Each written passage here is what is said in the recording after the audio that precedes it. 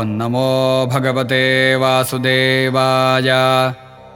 ಗೋಪಾ ಊಚುಃ ರಾಮ ರಾಮ ಮಹಾವೀರ್ಯ ಕೃಷ್ಣ ದುಷ್ಟ ನಿಬರ್ಹಣ ಏಷಾ ವೈ ಬಾಧತೆ ಕ್ಷುನ್ನಸ್ತಚ್ಛಾಂತಿಂ ಕರ್ತುಮರ್ಹತಃ. ಶ್ರೀಶುಕ ಉವಾಚ ಇತಿ ವಿಜ್ಞಾಪಿತೋ ಗೋಪೈರ್ಭಗವಾನ್ ದೇವಕೀಸುತಃ ಭಕ್ತಾಯ ವಿಪ್ರಭಾರ್ಯಾಯ ಪ್ರಸೀದನ್ನಿದಮಬ್ರವೀತ್. ಪ್ರಯಾತ ದೇವಯಜನಂ ಬ್ರಾಹ್ಮಣಾ ಬ್ರಹ್ಮವಾದಿನಃ ಸತ್ರಮಾಂಗಿರಸನ್ನಾಮಹ್ಯಾಸತೆ ಸ್ವರ್ಗಗಾಮ್ಯಯಾ.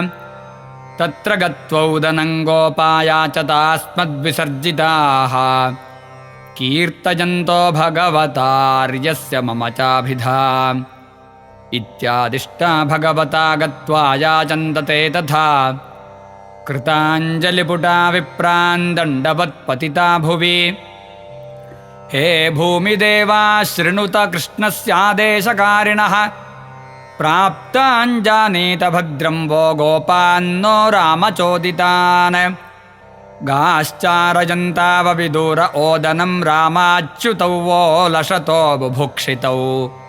ತಯೋರ್ದ್ವಿಜಾ ಓದನಮರ್ಥಿನೋರ್ಯದಿ ಶ್ರದ್ಧಾ ಚ वो ಯಚ್ಛತ ಧರ್ಮವಿತ್ತಮಾಃ. ದೀಕ್ಷಾಯಾಃ ಪಶುಸಂಸ್ಥಾಯಾಃ ಸೌತ್ರಾಮಣ್ಯಾಶ್ಚ ಸತ್ತಮಾಃ. ಅನ್ಯತ್ರ ದೀಕ್ಷಿತಸ್ಯಾಪಿ ನಾನ್ನಮಶ್ನನ್ ಹಿ ದುಷ್ಯತಿ. ಇತಿ ತೇ ಭಗವದ್ಯಾಜ್ಞಾಂ ಶೃಣ್ವಂತೋಪಿ ನ ಶುಶ್ರುವುಃ. ಕ್ಷುದ್ರಾಶಾ ಭೂರಿ ಕರ್ಮಾಣೋ ಬಾಲಿಶಾ ವೃದ್ಧಮಾನಿನಃ. ದೇಶಃ ಕಾಲಃ ಪೃಥಗ್ ದ್ರವ್ಯಂ ಮಂತ್ರತಂತ್ರರ್ತ್ವಿಜೋಗ್ನಯಃ. ದೇವತಾ ಯಜಮಾನಶ್ಚ ಕ್ರತುರ್ಧರ್ಮಶ್ಚ ಜನ್ಮಯಃ. ತಂ ಬ್ರಹ್ಮ ಪರಮಂ ಸಾಕ್ಷಾತ್ ಭಗವಂತಮಧೋಕ್ಷಜಂ. ಮನುಷ್ಯದೃಷ್ಟ್ಯಾ ದುಷ್ಪ್ರಜ್ಞಾಮರ್ತ್ಯಾತ್ಮಾನೋ ನ ಮೇನಿರೇ. ನ ತೇ ಜದೋಮಿತಿ ಪ್ರೋಚುರ್ನ ನೇತಿ ಚ ಪರಂತಪ. ಗೋಪಾ ನಿರಾಶಾಃ ಪ್ರತ್ಯೇತ್ಯ ತಥೋಚುಃ ಕೃಷ್ಣರಾಮಯೋಃ. ತದುಪಾಕರ್ಣ್ಯ ಭಗವಾನ್ ಪ್ರಹಸ್ಯ ಜಗದೀಶ್ವರಃ.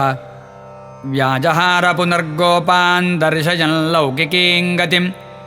ಮಾಂ ಜ್ಞಾಪಯತ ಪತ್ನೀಭ್ಯಃ ಸಸಂಕರ್ಷಣಮಾಗತಂ.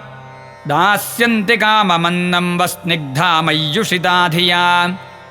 गत्वाथ पत्नीशालायां दृष्ट्वासीनास्वलङ्कृता. नत्वा द्विजसतेर्गोपाः प्रश्रिता इदमब्रुवन्. नमो वो विप्रपत्नीभ्यो निबोधत वचांसि नः.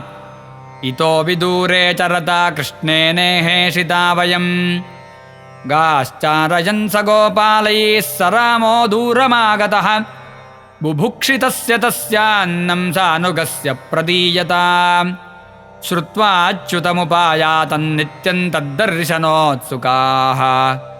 तत्कथाक्षिप्तमनसो बभूवुर्जातसम्भ्रमाः. चतुर्विधं बहुगुणमन्नमादाय भाजनैः. अभिसस्रुः प्रियं सर्वाः समुद्रमिव निम्नगाः. निषिध्यमानाः पतिभिर्भ्रातृभिर्बन्धुभिः सुतैः.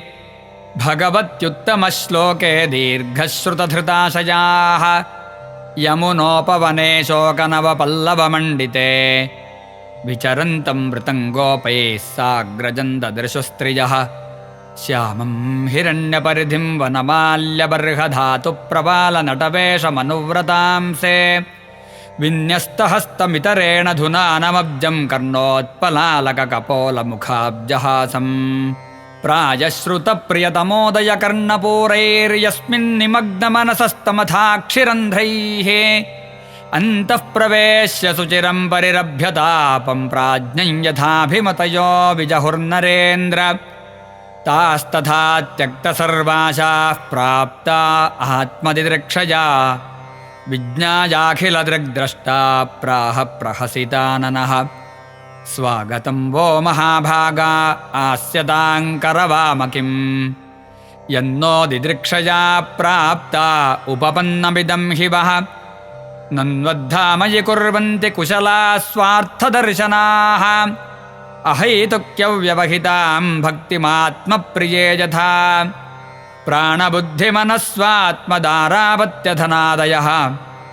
यत्सम्पर्कात् प्रिया आसंस्ततः कोऽन्वपरः प्रियः तद्यातदेव यजनं पतयो वो द्विजातयः स्वसत्रं पारयिष्यन्ति युष्माभिर्गृहमेधिनः पत्न्यवोचुः मैवं विभोर्हति भवान् गदितुं नृशंसं सत्यं कुरुष्व निगमं तव पादमूलम् प्राप्ता वयं तुलसीदामपदावसृष्टं केशैर्निवोढुमतिलङ्घ्य समस्तबन्धून् गृह्णन्ति नो न पतयः पितरौ सुता वा न भ्रातृबन्धुसुहृदः कुत एव चान्ये तस्माद्भवत्प्रपदयोः पतितात्मनान्नो नान्या भवेद्गतिररिन्दम तद्विधेहि श्रीभगवानुवाच पतयो नाभ्यसूयेरन् पितृभ्रातृसुतादयः लोकाश्च वो मयोपेता देवा अप्यनुमन्वते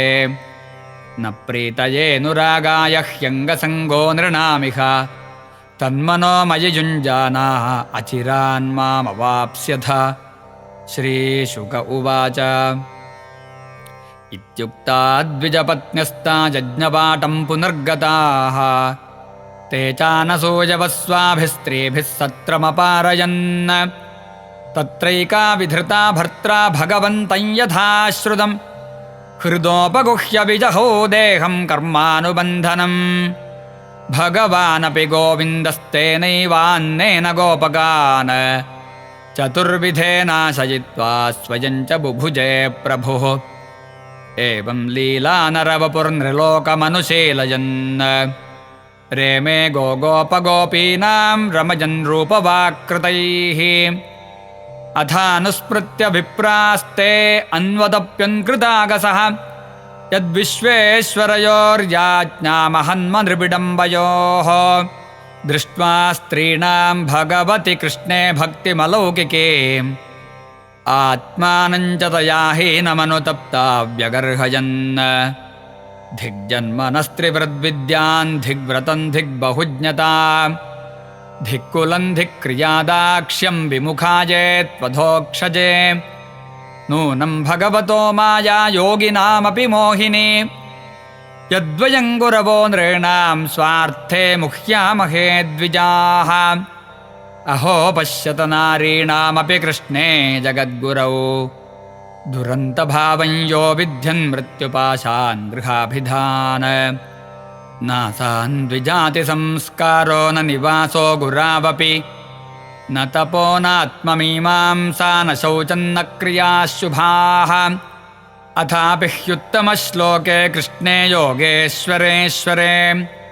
भक्तिर्दृढा न चास्माकं संस्कारादिमतामपि ननु स्वार्थविमूढानां प्रमत्तानां गृहे हया अहो न स्मारयामास गोपवाक्यैः सतां गतिः अन्यथा पूर्णकामस्य कैवल्याद्याशिषां पतेः ईशितव्यैः किमस्माभिरेशस्यैतद्विडम्बनम् हित्वान्यान् भजते यं श्रेयः पादस्पर्शाशया सकृत् आत्मदोषापवर्गेण तद्याज्ञाजनमोहिनी देशकालः पृथग् द्रव्यं मन्त्रतन्त्रत्विजोऽग्नयः देवतायजमानश्च क्रतुर्धर्मश्च जन्मयः स एष भगवान् साक्षाद्विष्णुर्योगेश्वरेश्वरः जातो यदुष्वित्य शृण्मह्यपि मूढा न विद्महे अहो वयं धन्यतमा येषान्नस्तादृशी स्त्रियः भक्त्या यासां मतिर्जाता अस्माकं निश्चलाहरौ नमस्तुभ्यं भगवते कृष्णाय कुण्ठमेधसे यन्मायामोहितधियो भ्रमामः कर्मवर्त्मसु स वै न आद्यः पुरुषः स्वमायामोहितात्मनाम् अविज्ञातानुभावानां क्षन्तुमर्हत्यतिक्रमम् इति स्वाघमनुस्मृत्य कृष्णे ते कृतहेलनाः दिदृक्षवोऽप्यच्युतयोः कंसाद्भीता न चाचलन् इति श्रीमद्भागवते महापुराणे पारमहंस्यां संहितायां दशमस्कन्धे पूर्वार्धे यज्ञपत्न्युद्धरणं नाम त्रयोविंशोऽध्यायः। सर्वत्र गोविन्दनाम संकीर्तनं ಗೋವಿಂದ ಗೋವಿಂದ